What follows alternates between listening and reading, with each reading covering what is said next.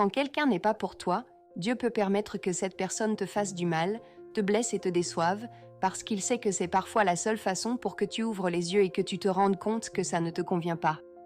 Et ça se fait par amour. Ce sont des situations qui se présentent pour que tu apprennes à faire la différence entre les personnes qui en valent la peine et celles qui n'en valent pas. Pour que tu arraches la mauvaise herbe du jardin qui est ta vie, parce que ton cœur mérite d'être entouré de personnes qui ne le vident pas, qui ne lui font pas l'énergie. Tu mérites un entourage positif et aligné avec tes convictions. Alors remercie même la trahison qui t'a ouvert les yeux. Remercie la déception. Remercie la douleur d'une rupture. Ce sont des choses qui arrivent pour te faire grandir. Et quand une porte se ferme, 10 se s'ouvrent, parfois tu te demandes pourquoi certaines personnes entrent dans ta vie. Pourquoi elles te blessent? Pourquoi tout te paraissait injuste?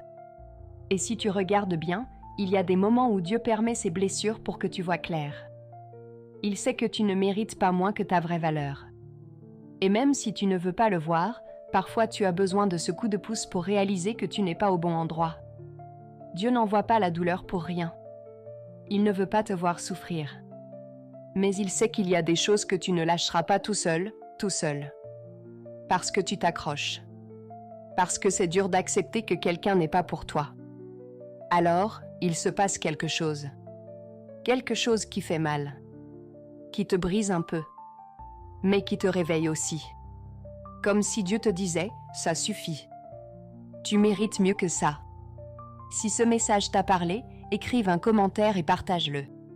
Et si tu veux te préparer pour le retour du Christ, rejoins mon groupe d'études bibliques gratuit chaque soir à 20h30.